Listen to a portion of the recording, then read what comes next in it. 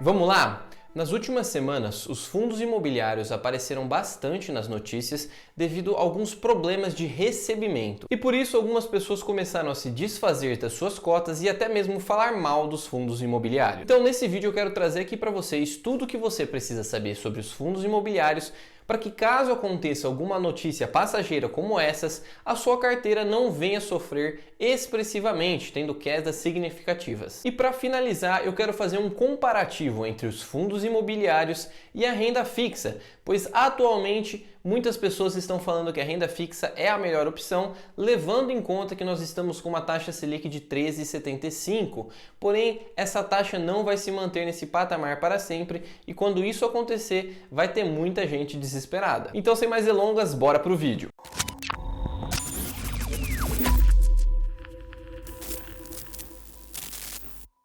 Se essa é a sua primeira vez aqui, seja muito bem-vindo ou bem-vinda. Para quem não me conhece, eu sou Pedro Almeida, especialista certificado em investimentos, e esse é o Mundo do Investidor, onde eu ensino você a fazer seu dinheiro render mais para você trabalhar menos. Se você já for raiz aqui no canal, não se esquece de socar aquele like para dar aquela forcinha. Se você for novo ou nova aqui, assiste o vídeo até o final. Caso eu agregue alguma coisa para você, aí sim deixa o like para dar aquela força. Bom, então vamos começar com os dois tipos de fundos imobiliários que existem. Primeiro vamos começar com os fundos de tijolo, aqueles que possuem um imóvel físico.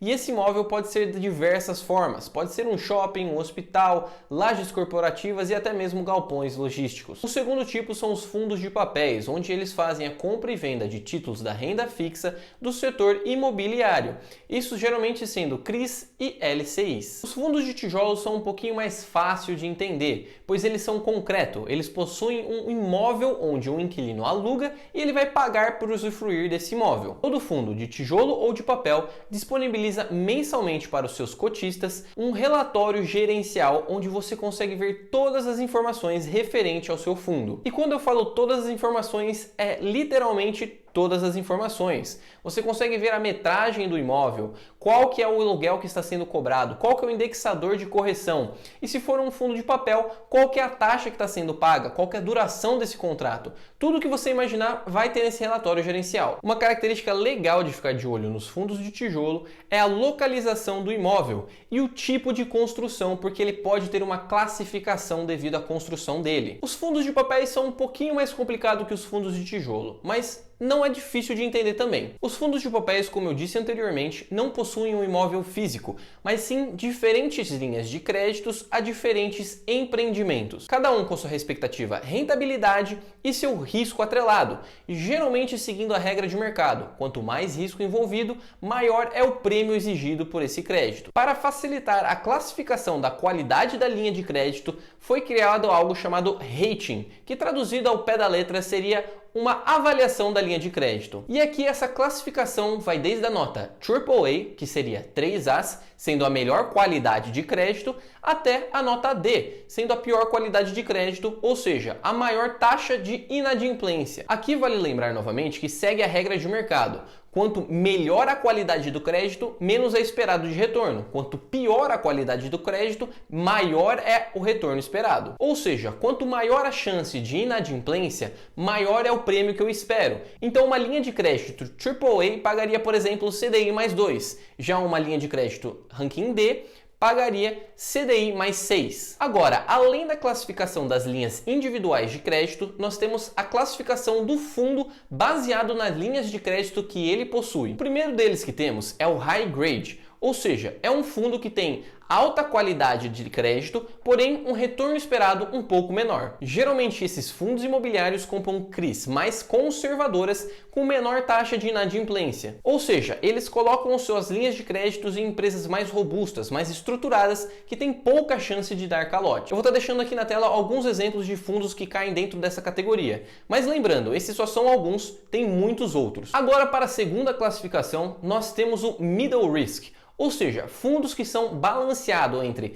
ativos de um pouco mais de risco e ativos mais conservadores. Eu vou deixar aqui na tela também exemplos de alguns fundos que caem dentro dessa categoria.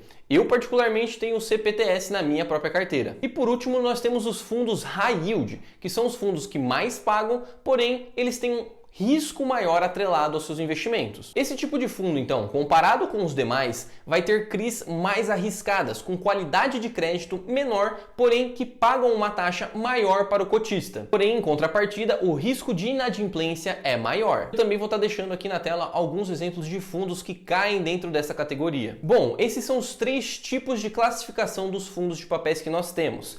Porém, vale lembrar aqui que um fundo high grade, por exemplo, não vai ter CRIs somente conservadoras. Um high yield não vai ter somente CRIs de alto risco. Significa que a maior parte do seu portfólio vai estar enquadrado nesse tipo de categoria e assim classificando ele nessa categoria. Agora que já sabemos que nós temos uma classificação individual para cada CRI e uma classificação para cada tipo de fundo, por que nós estamos tendo esses problemas com os fundos imobiliários no momento? E os 2 principais motivos, infelizmente, são ganância e burrice. Muitas pessoas, quando estão buscando os fundos imobiliários, estão filtrando por aqueles fundos que pagam o maior dividend yield, na expectativa que resultados passados sejam replicados em resultados futuros. E já sabemos que isso não é verdade, sem contar que as pessoas estão deixando de avaliar outros fatores muito mais importantes do que o dividend yield. Devido a isso, nós estamos nos deparando com investidores fazendo aporte somente em fundos high yield. E aí a gente acaba tendo notícias como estas. O DEVA11, que desvalorizou quase 40% nos últimos 6 meses.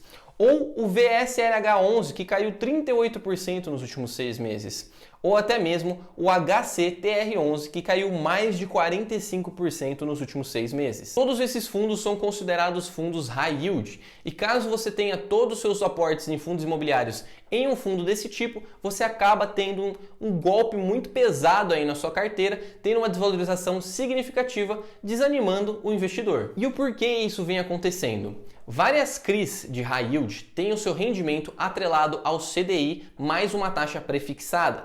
E hoje que a taxa Selic está muito alta, os seus pagamentos também estão muito altos. Onde está o problema aqui? Onde tem alguém recebendo altíssimas taxas, tem alguém pagando altíssimas taxas. E as empresas responsáveis por pagar essas taxas de CDI mais 5, por exemplo, conseguem fazer isso somente por um período limitado, queimando parte do seu caixa. Porém, nós estamos com a taxa Selic já alta por um período longo, e isso está queimando todo o caixa da empresa, chegando até o ponto da inadimplência. E aí acaba acontecendo notícias como a seguinte: devido às empresas não conseguirem pagar, o fundo acaba tomando calote e o valor das cotas cai drasticamente. Por isso, se você é um investidor um pouquinho mais experiente ou não se deixa levar pela ganância, você faz uma diversificação dos seus investimentos. Assim, caso aconteça algo com um dos seus fundos, o impacto na sua carteira não vai ser tão grande. E para fazer isso é um tanto quanto simples. Vamos supor que você tem R$1.000. Ao invés de você pegar R$1.000 e colocar num fundo high yield simplesmente para ter um ganho maior mensalmente, você pode dividir em 4 fundos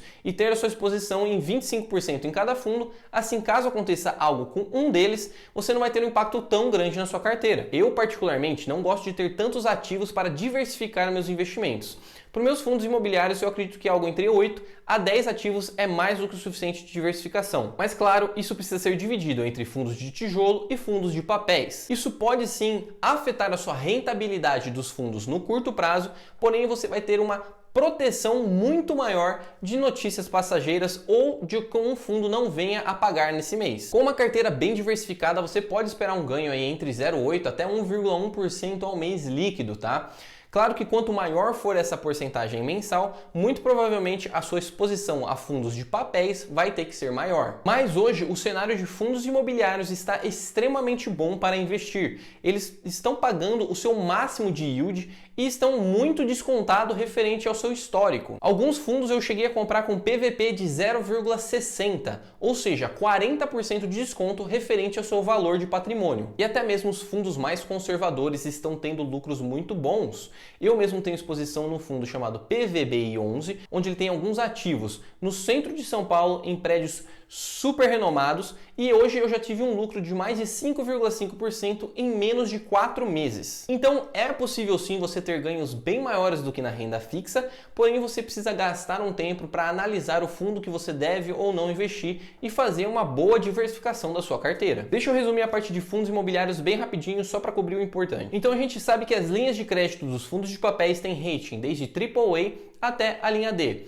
tendo AAA como a melhor qualidade e D como a pior qualidade. Quanto melhor a qualidade, menor o prêmio, quanto pior a qualidade, maior o prêmio esperado. Os fundos de papéis podem ser classificados em 3 categorias: High Grade, Middle Risk e High Yield. E hoje, a grande maioria das pessoas que estão com uma grande variação negativa nos seus fundos imobiliários se deve a 2 fatores: a ganância e a falta de educação financeira. Agora, para o último ponto do vídeo, muitas pessoas estão falando que os fundos imobiliários não valem a pena quando comparados com a renda fixa. E se nós olharmos para o curto prazo, talvez até faça um pouquinho de sentido, pois a gente tem CDBs, LCIs e LCAs com ganhos líquidos anuais hoje de aproximadamente 12%, ganhando de vários fundos de tijolos e até talvez alguns de papéis. Porém, a renda fixa não vai se manter nessa taxa de juros para sempre, e quando ela começar a cair, o que você vai fazer? Se você deixar para migrar da renda fixa para a renda variável somente quando as taxas de juros já estiverem em queda, você vai comprar ações e fundos imobiliários muito mais caro do que você compraria hoje, pois hoje, que eles estão pagando relativamente menos do que a renda fixa, eles estão sendo vendidos com muito desconto. Então aqui você tem 2 opções: você pode jogar o jogo do curto prazo ou do longo prazo. No curto prazo você vai ter sim aí ganhos de 1, 2, 3% quem sabe a mais apostando na renda fixa. Já no jogo do longo prazo, você pode comprar a renda variável quando está barata e ninguém está comprando, e no longo prazo ter ganhos aí de 10, 20, 30, 40, 50% a mais do que você teria deixando na renda fixa. Mas isso é estratégia de cada um e vai do perfil de cada um, com o que cada um está confortável em fazer. Alguns preferem investir de maneira mais segura e chegar no seu resultado um pouquinho mais demorado, outros preferem arriscar mais para tentar chegar lá mais rápido. Mas me diz aí, ficou alguma dúvida referente aos fundos imobiliários ou da renda fixa? E qual que é a sua estratégia? Você prefere apostar na renda fixa e com um pouquinho mais de calma, mas com mais segurança, ou tentar ir com a renda variável e tentar alcançar os seus objetivos um pouquinho mais rápido, mas com mais risco? Se você ficou até aqui, eu agradeço pelo seu tempo e eu espero ter te ajudado. Se você puder me ajudar deixando o like, comentando aqui, eu agradeço imensamente. Meu nome é Pedro Almeida, esse é o Mundo Investidor e eu vou ficando por aqui. Eu espero te ver na próxima.